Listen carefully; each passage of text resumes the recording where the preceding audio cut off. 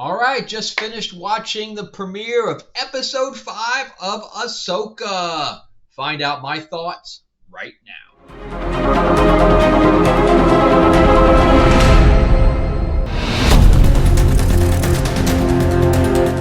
All right, let's talk about Ahsoka episode 5. I gotta say that I enjoyed most of this episode, and it was directed by Filoni, which I find extremely shocking. But here's the caveat for that. All right, if you guys have seen it, I'm gonna put spoilers in here. So if you haven't seen it, go spend it. It is about 45 to 50 minutes, so it is a little longer. An episode on this one. So the first half of the episode, to me, was excellent. The first half was excellent. And that goes to show you that the old shit is better than the new shit. The only reason that the episode was so good was because it took us back in time. And some of the de-aging for Hayden Christensen was great. And this goes to show you too. All right. So if go back and watch some of the fight scenes again between Hayden Christensen and Rosario Dawson, he is fast. See how fast his movements are? Because he, as an actor, was trained. He was trained in fight choreography and sword choreography, and she wasn't. And I don't understand why. The movement between, I feel like he was even holding back. Where she was like, that's how you felt, because the guy was so fast that she didn't know how to keep up with him as an actor. Why wasn't she trained? But it goes to show you that Lucas trained his actors, and Disney does not. And I do not understand it. So the fight scenes in there could have been really good if Rosario Dawson had been trained, or if they replaced her. If they replaced her with a stunt double, then I would have been fine with it. They already had to change his face anyway. Just change hers, because she has not been trained. You cannot have a good fight scene if these actors have not been trained. Now, I'm not saying that they sat with a stunt person and said, here's your move, here's your move, here's your move. So I don't know if you remember that I am a producer, okay? I am a line producer, I'm a UPM, and I'm an award-winning writer. I worked in film for almost 20 years, and I still am as long as these friggin' strikes will go away. So when you're doing fight training with a stunt choreographer, what you do is you say, okay, we're going to do quarter speed. We go up to half speed. Then we go up to full speed. That's how these people are trained to do the moves. I mean, even look at that little kick that she tried to do. It was at half speed. It's like they never got to that next level. I'm so disappointed with the way that she does fight training. Just totally disappointed with it. But nobody can deny that Hayden Christensen wasn't trained. Look at those moves he has, and at his age, I don't know exactly his age, but he's got to be upwards of 50-something years old, right? Now let's go back to the stuff I liked. Everything that had to do with the Clone Wars. In fact, the little girl who played young Ahsoka was a better in the fights than Rosario Dawson. It's actually kind of embarrassing. Really kind of embarrassing. So, I mean, hers was a little clunky, but the fact that she was younger, we kind of get away with it. Especially when Rosario Dawson is supposed to be besting him, right?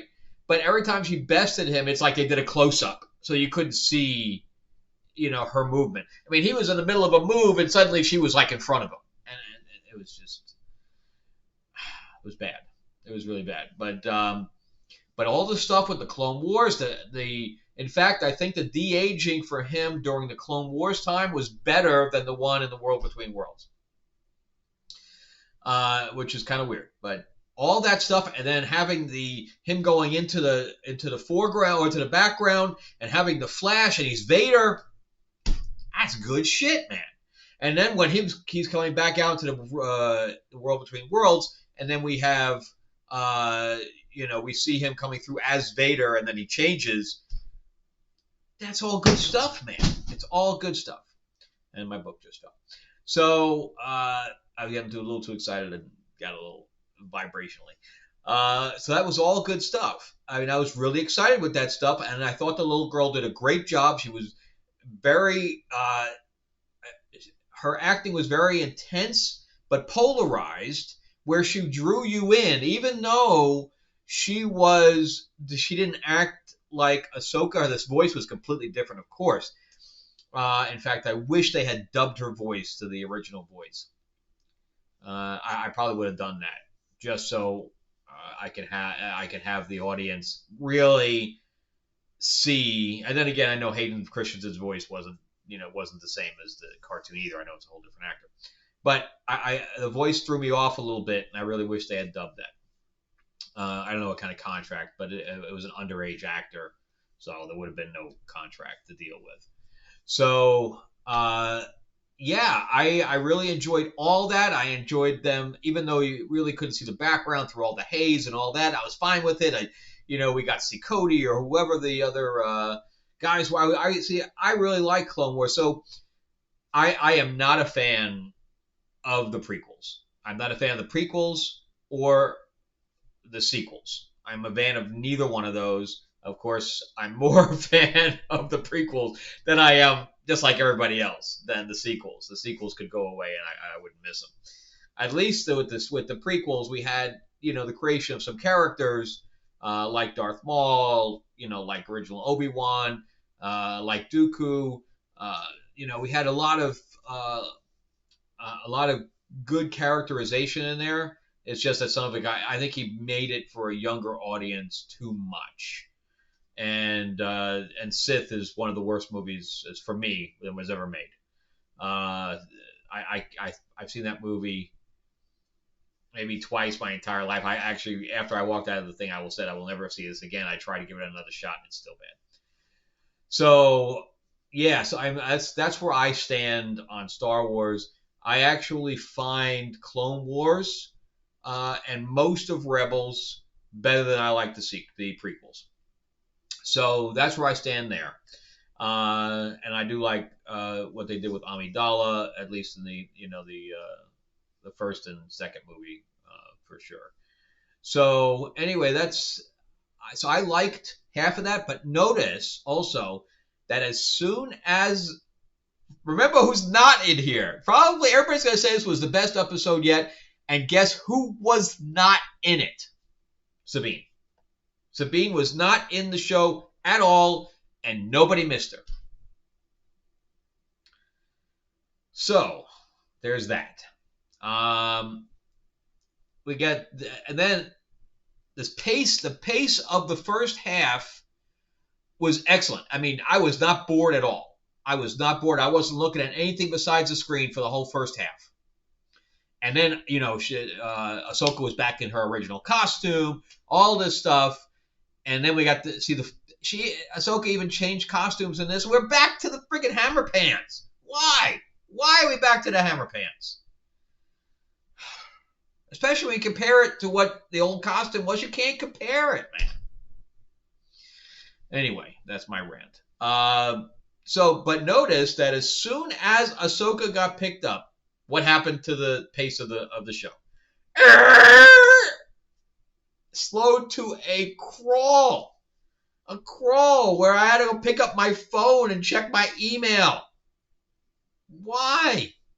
Why as soon as the old Ahsoka come in, does everything just slows down to a crawl? It should have been a sequel to Clone Wars. It would have been a better show. So frustrating. Then the art department screwed up, the prop department. Because we saw it, even in the recap, we see Baylan take the lightsaber and put it directly through the ball, right? Anybody who has a lightsaber knows that the blade is not flat.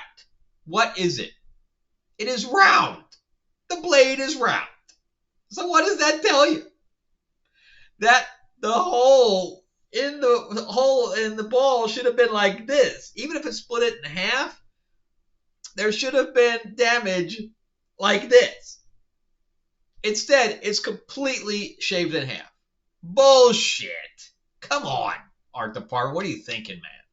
Every time I saw that thing, I was just like, who made this error? All right, so then we actually tell the audience finally, because I'm tired of having all of these reviewers that have never seen Rebels say that Jason, which I still can't understand why they reused the name that was in the books. Don't understand that. But anyway, I think it's even probably spelled the same way with a C. So I was tired of everybody saying that it's Ezra's kid. That's because they never saw Rebels. So finally, they say that it's Kanan's kid. Finally. So now I know why they had to have him here, but they could have had him here anyway because the fleet came, right? So they could have had the kid in the shuttle or whatever else land to go see his mom. So having him come on the mission was a bad idea because they could have solved it another way. Because I'm like, oh, this is why he's here, but they could have solved it another way. So anyway, so they had him. He hears, which is cool. I like that. He hears the lightsabers in the water. She can't hear it, but she listens anyway, just really to, I guess, to kind of press him to use his powers. So she just listens anyway. She goes pushes him into a mental state kind of thing that, she's calm, he's calm, so he can hear more of it. But then we have, Chopper get involved and says, oh, it's over here. Why couldn't the kid do it? So all right. So Chopper says, go over there and make it go low the whole bit. What I really thought they would, and I wish they would have done it, was that he jumped off the cliff. That's what they should have done.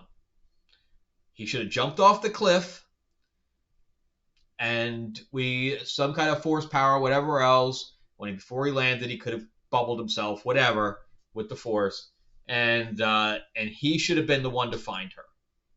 That would have been a lot more compelling than the ships going back and forth, and finally we see her get picked up out of the water when she's sinking, and all that. Now, how are her lightsabers still attached to her belt?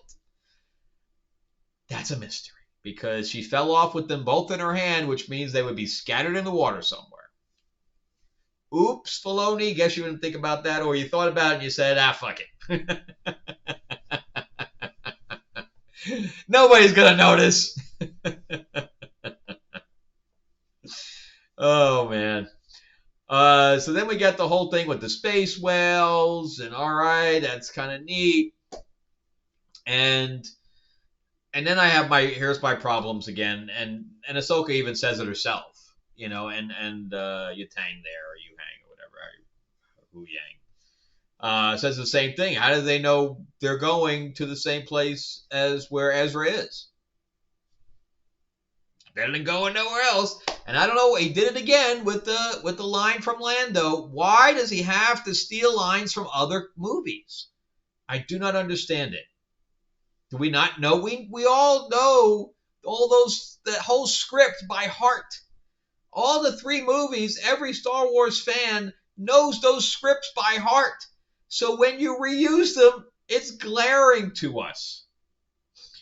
We'll find them, I promise. It's a Lando line it's like almost the last line from Empire Strikes Back. Everybody knows it. Why?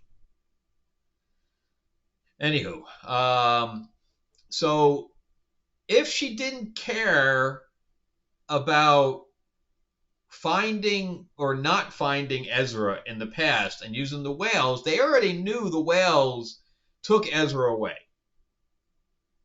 Why did it take up till now for them to try to use the whales to go into another universe? I don't know. This is not a revelation to them. So is it just that they decided to do it now because Thrawn is a threat rather than Ezra is their friend. Especially, why didn't Sabine push for that? Hell, I'll just take the whales over and see what I get. I'll just travel with the whales for 6 months or whatever to see if we can find it.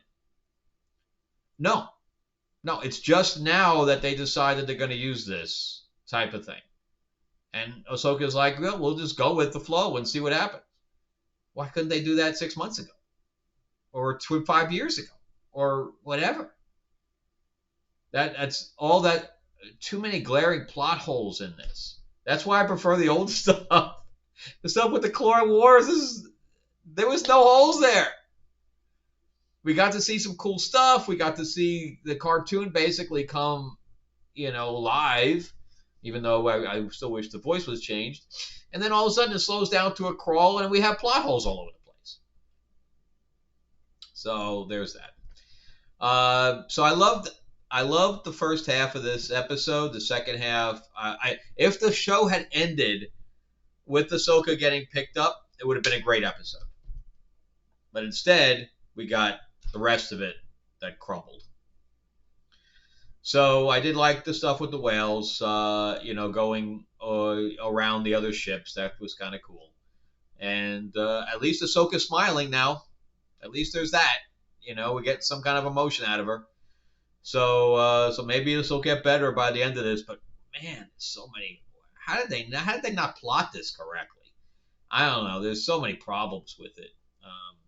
But I guess if you close your eyes enough to any of it, I guess you can enjoy it. But as a writer, I can't close my eyes to some of these holes, and especially as a producer, I can't. How do I excuse the prop department by screwing that up? And they're on set going, well, I guess we got to run with it. Can you just kind of gouge a piece of it out so it looks rounded? Any prop guy I know would have been able to do that. So there's that.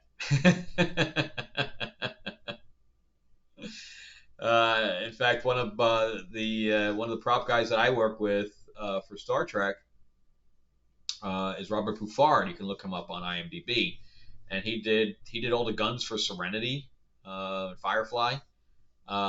He of course did all my guns for and everything else for Star Trek, and built my shuttle and all that. And he comes from Corman. Those guys. He knows how to do stuff on the cheap, man. He's great, and a very good friend of mine as well. So yeah, that's Ahsoka, episode 5. Liked half of it. I'm waiting to see how much they can screw up other stuff by the end of this. But they really, really need better writers in here. Filoni did a decent job on the directing this time. Thank God.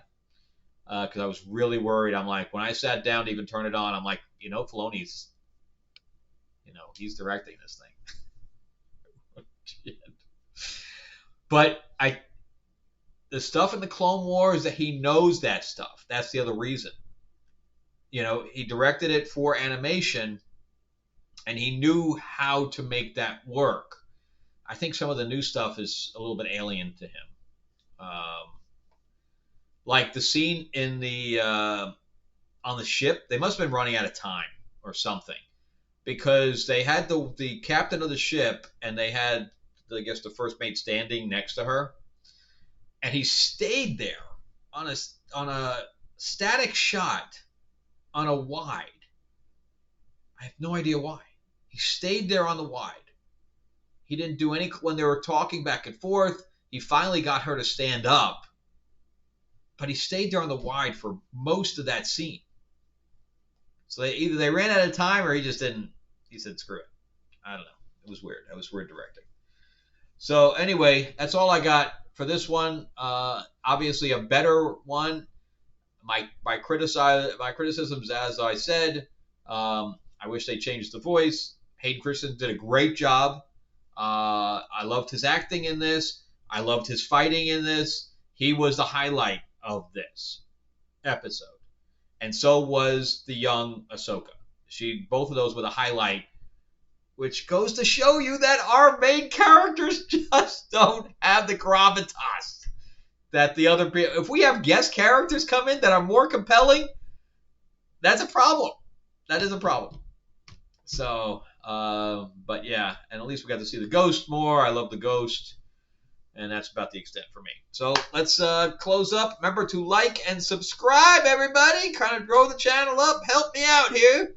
Give me a thumbs up and check out the merchandise here. I got to figure out how to put like links. People I see have like a store on the bottom of their channel. I got to figure out how to do that. So here's my fantasy novel, Tales of Ravenor, The Iron Witch.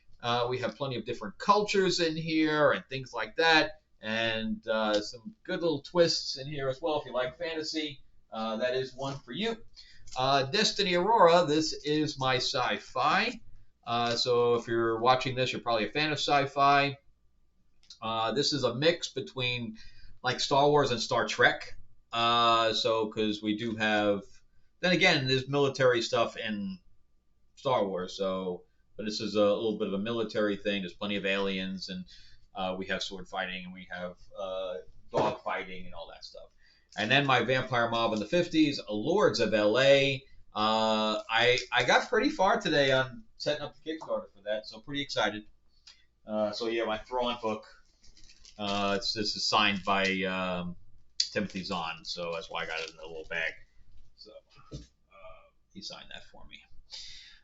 All right, well, thank you very much, guys, for watching, and I'll have a couple more videos over here. I'm going to go try to see the new Poirot movie on Thursday, so I'll have a thing for that, and of course, tomorrow is Wednesday, so it's comic book day, so check out for that as well. All right, have a good one, guys. All right.